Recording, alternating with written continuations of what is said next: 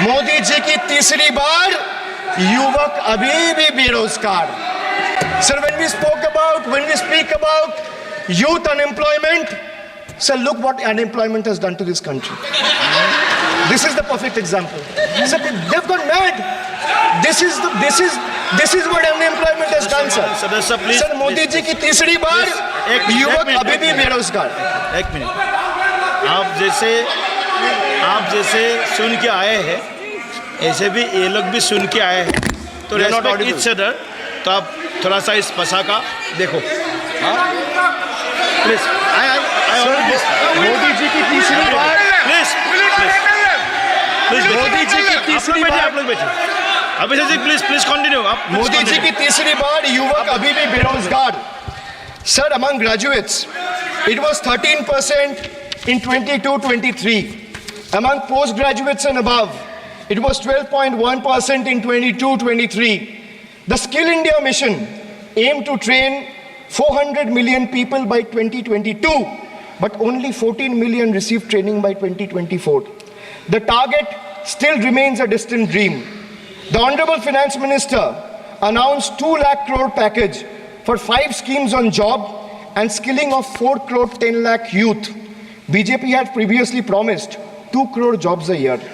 They are nowhere close to meeting the target, and now they are setting unrealistic targets. These young people don't want to listen to budget speeches. The young people of this country, the young India doesn't want to listen to your rhetoric, doesn't want to listen to your empty promises, doesn't want to listen to your 90-minute long budget speeches. They want jobs, J-O-B-S. So women unemployment rate for women living in urban India soared to 22.7%. Beti bachao, beti padhao.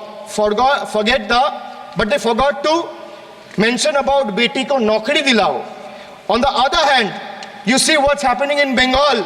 Kanyashri scholarship scheme touched the lives of. जब 2014 से देश की जनता ने हमको सेवा का अवसर दिया, हमने ज्यादा से ज्यादा युवाओं पर फोकस किया। हमें युवाओं की आकांक्षाओं पर बल दिया। हमने युवाओं के लिए ज्यादा अवसर बनाए। हमने कई क्षेत्रों को खोल दिया, और जिसके कारण हम देख रहे हैं देश के युवा अपने सामर्थ्य का परचम लहरा रहे हैं। देश में हमने स्पेस सेक्टर को खोल दिया, डिफेंस सेक्टर को खोला, सेमीकंडक्टर मिशन लेकर के आए, इनोवेशन को बढ़ावा देने के लिए अनेक नई योजनाओं को हमने आकार दिया। स्टार्टअप इंडिया इकोसिस्टम पूरा डेवलप किया, और इस बजट में भी आदरणीय अध्यक्ष जी एक बहुत महत्वपूर्ण निर्णय हुआ है। 12 लाख की आय पर इनकम टैक्स की माफी। ये समाचार इतना बड़ा बन गया कि बहुत सी महत्वपूर्ण चीजों पर अभी भी कुछ लोगों का ध्यान नहीं गया है। वो महत्वपूर्ण निर्णय हुआ है। हमने न्यूक्लियर एनर्जी सेक्टर को ओपन कर दिया, और इसके दूरगामी सकारात्मक प्रभाव और परिणाम देश को देखने के लिए मिलने वाले हैं। आदरणीय अध्यक्ष जी, AI, 3D printing, robotics, virtual reality की चर्चा, हम तो गेमिंग का भी महात्मा क्या होता है इसके लिए भी प्रयास करने वाले लोगों में से। मैंने देश के नौजवानों से कहा है कि दुनिया का गेमिंग क्रिएशन का, क्रिएटिविटी वर्ल्ड का कैपिटल भारत क्यों न बने। और मैं देख रहा हूं बहुत तेजी से हमारे लोग काम कर रहे हैं।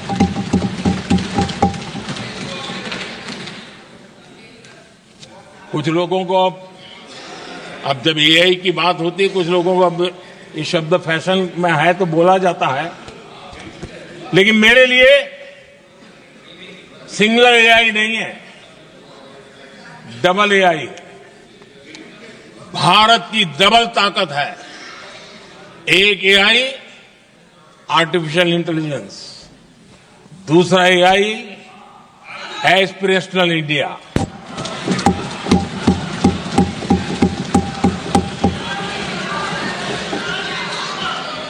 हमने स्कूलों में 10,000 टिंकरिंग लैब्स शुरू किए और आज उन टिंकरिंग लैब से निकले बच्चे रोबोटिक्स बना करके लोगों को चकित कर रहे हैं।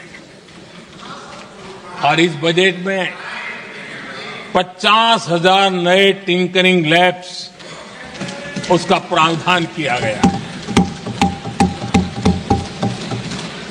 भारत वो देश है जिसके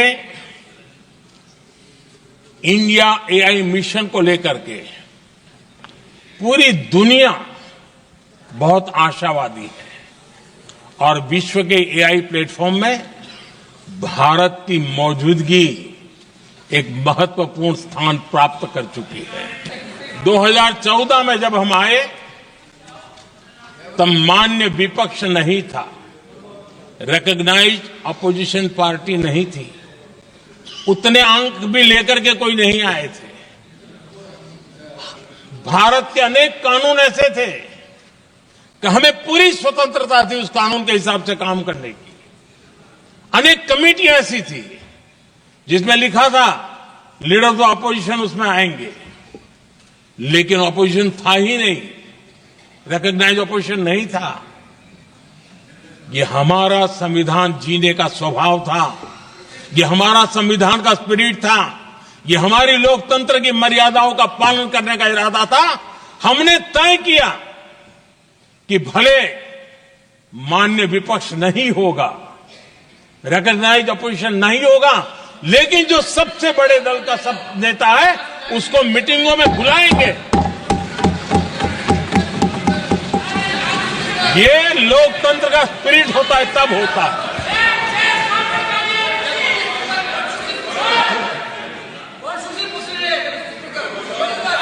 चुनाव आयोग की कमेटियां, आदरणीय अध्यक्ष जी, पहले तो प्रधानमंत्री फाइल करके निकालते थे।